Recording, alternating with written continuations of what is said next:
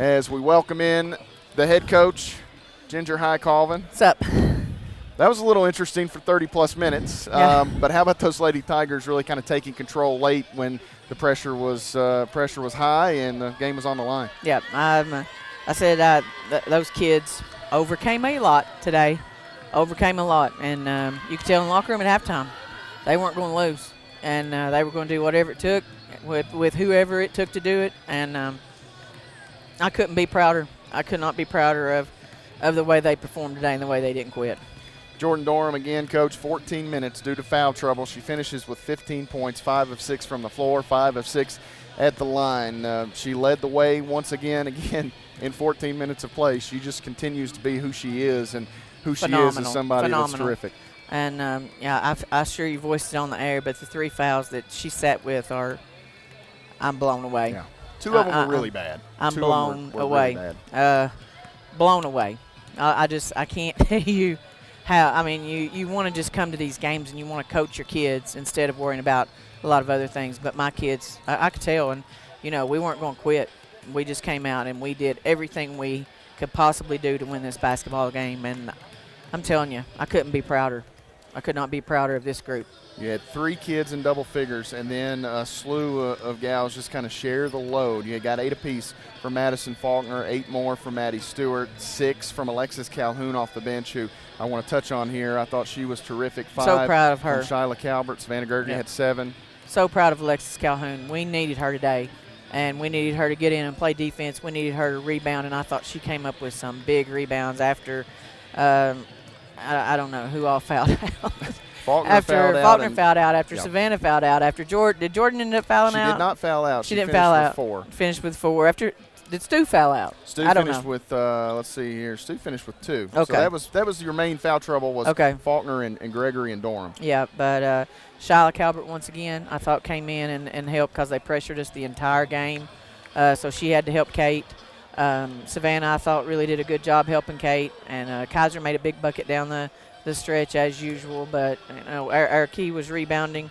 I'm going to steal Benji's glasses right now to see if dead even overall. If we went, okay. They lead the nation in rebounding. And there's a reason why. They're extremely athletic. They're extremely strong. And we just came in and fought today. This team fought today.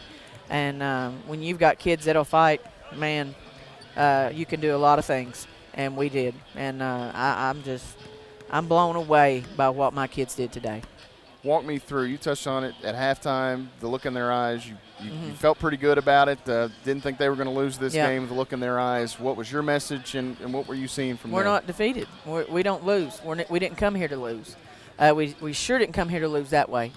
And when those kids that had to play the first half with Faulkner on the bench, with Jordan on the bench, when we went in there at halftime and Faulkner and Jordan were rested, I felt like that was a huge plus for us. And we just talked about it. We're not going to lose. And Talladega, we've played Talladega for several years. I have a lot of respect for them the way they've played. They've beat 2 teams in our league. They turn you over and they rebound the ball, and he does a great job with them. And I thought they came ready to play today. And I just felt like, in the end, our kids had just toughness. Our kids had heart. And, when Kate buried that 3 in the corner, the way the world came off my shoulders, I knew then that we had the game. Pretty good shape at that point. And let's touch on the free throw shooting. We don't talk about it a lot. Typically when we do, it's when it's a negative thing. But here tonight, 25 of 27 at the line. I mean, you guys went to the free throw line over and over and over again and hit big shots. Yeah. Well, they press you, and that's what I tried to tell the officials when I've got early in the game, we had 8 fouls between my 3 posts. And I said, we're in a zone. They're pressing us, and we are in a zone. And, when they're getting after you, and that's their style of play. They get after you. And when they do that, it's a tough thing to do. But, yeah, we got to the free throw line and probably could have got there just a little bit more. But, we come down the stretch, though. Push come to shove, man, we just made plays because we've got heart. Pretty good cheering section you've got here, 1,200 miles away from home? 1,200 miles from home. And that's why those kids have heart, because they're supported by their families. If their families aren't here, and I want to touch on that too. Of course, Richard does an outstanding job with pictures. And I told the kids before the game, I said, here's why we're who we are. There's a picture that has Faith, Lexi, Madison Shepard. Who else? Maybe Shea. I can't remember. There's 5 kids that could be playing in a lot of places right now. They're not. They were on the bench. And one of the twins' sets of grandparents is behind the bench. And it's just emotion. It's just 100% emotion. They're cheering for all of these kids. And if you looked up in the stands right now and you asked somebody whose kid, if you had to watch the game and decide whose kid they're cheering for, you would not be able to determine it, because they cheer for them all. It doesn't matter. There's no sulling. There's no my kid's not getting shots. There's none of that, because these kids are from outstanding families, and that's why they're easy to coach. I thought it was pretty neat. You walked over after the game and you gave a little head nod to Lindsey Wilson and you Pike. Both came out tonight Yeah, to absolutely. watch. That's a class act. That's a class act. And Georgetown went home today. I feel like if they had been here, there's no doubt in my mind that they wouldn't be here. It's just great for your league. And come out and you support one another. You battle all year long, but it just looks great for our league when our teams come out here and win. Clifton Williams has become a good friend of mine. Obviously, John Williams is a good friend of mine. I've got a lot of respect for James Jackson for what he's done with Georgetown, and as we all know, Sean, he's been a powerhouse in our league for a long time. So, you want to see these kids win. It's all about these kids and the effort that they put into it.